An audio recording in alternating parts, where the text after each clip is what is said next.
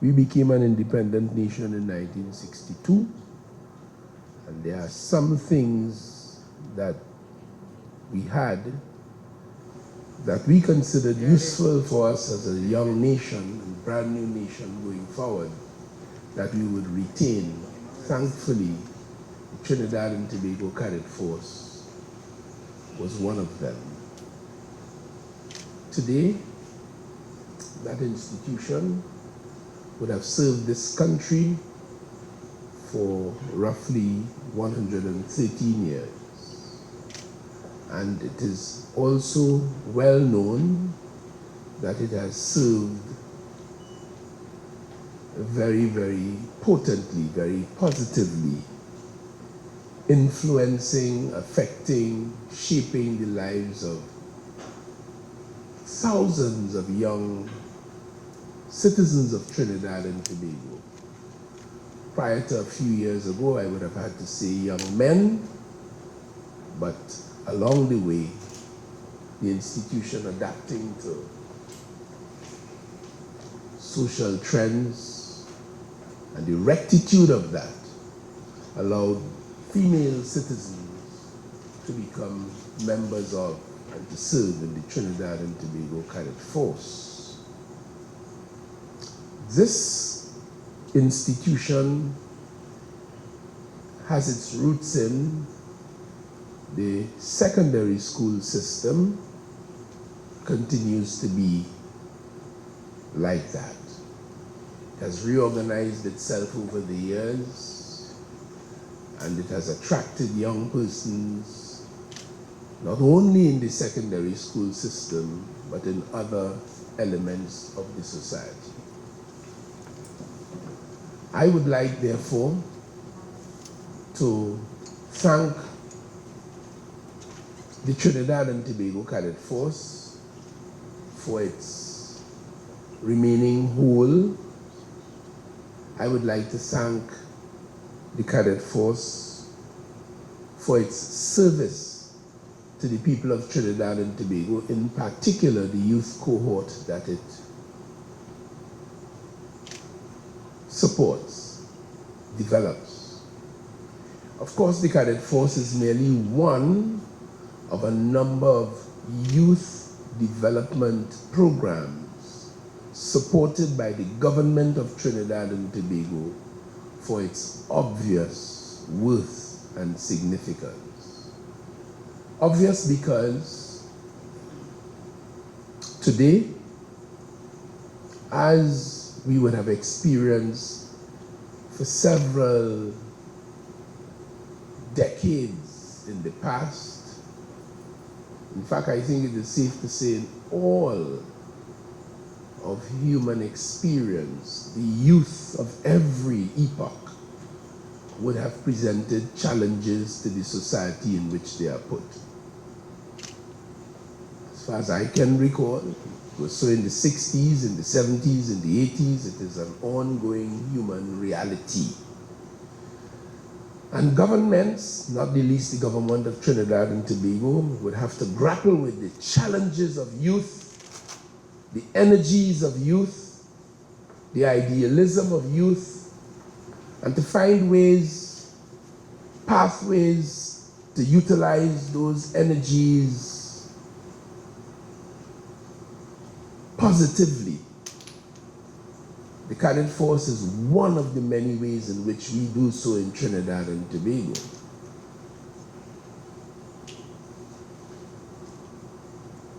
So I'm very happy that this particular program is a very, very successful one. It has touched the lives and provided this country with citizens who would have had their groundings in an understanding and practice of discipline, teamwork, social cohesion, respect for seniority, respect for seniors, respect for the society in which they are put, because, of course, the Cadet Force interfaces with the national community in very diverse ways. Today, the Cadet Force has not only its rifle battalions, so to speak, infantry sections, but it also has and can now proudly acclaim an air unit based on the concepts of the Air Guard, air divisions known to countries and military institutions around the world, and of course has elements of Marine. Commander Zinmark King, Vice Chairman.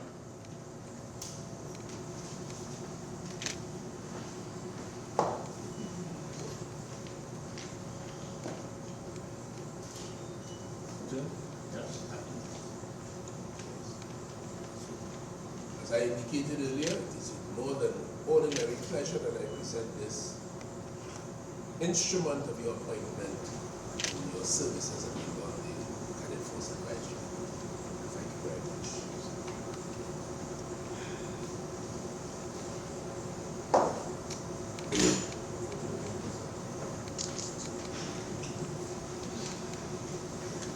Second, Major David Benjamin, member.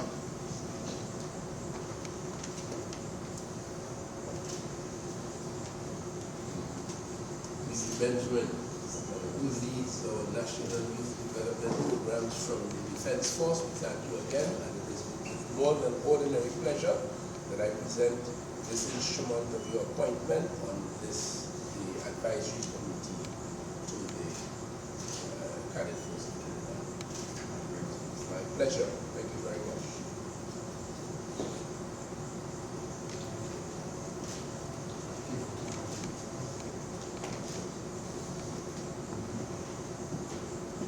Miss Margaret Sampson, member.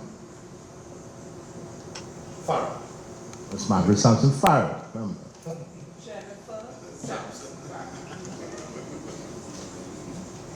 Pleasure is mine to present this instrument to you as a returning member of the advisory committee. You continue your good service. Thanks very much.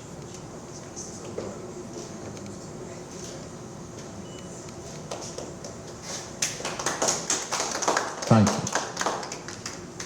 Our Deputy Permanent Secretary, Mrs. Arti Badesi Maharaj, member. Cadet Force is linked to the Ministry of National Security, DPS. It is a pleasure that I present you with this, your letter, and your instrument of appointment to the advisory committee of the Cadet Force. Thank you.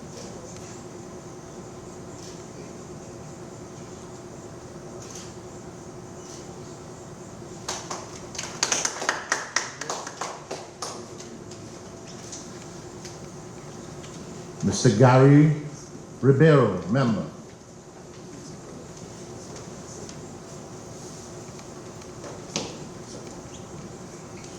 Mr. Ribeiro, as one of the principals of one of the schools that participate so fully in the activity of this youth development program, it is a pleasure to present this to you on behalf of the government and the people of Trinidad and Tobago. We thank you for your service. My pleasure.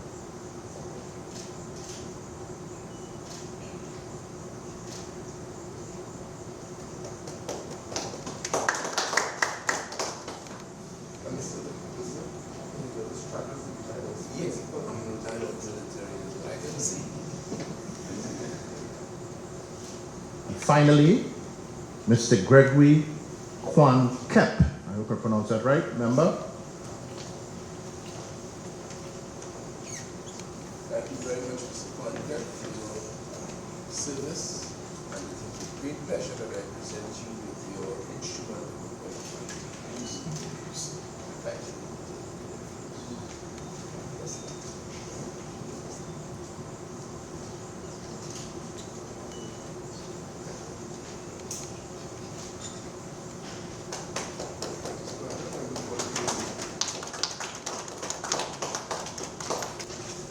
Honorable Minister, it is indeed an honor to have been recommended to fulfill this important role, as you would have well articulated, in assisting in the development of our youth.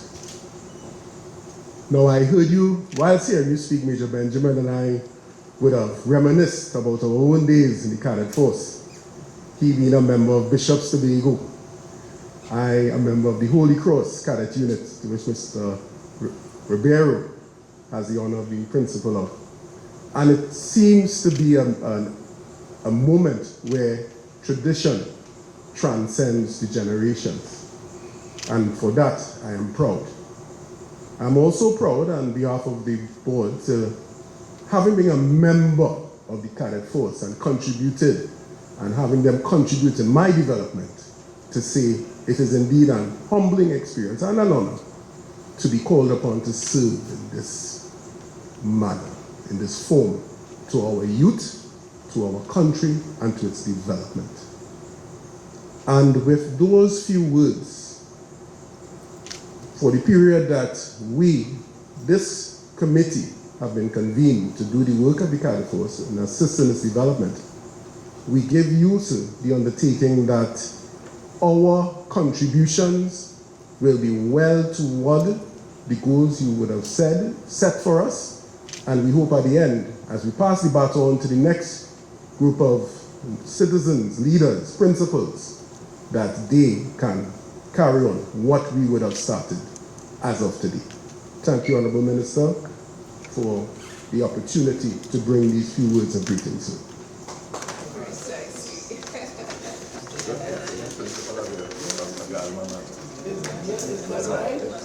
Is that right? Yeah, that's a correspondence from that St. Francis. Signed by Man, you can actually, excuse me, man, you can actually do it.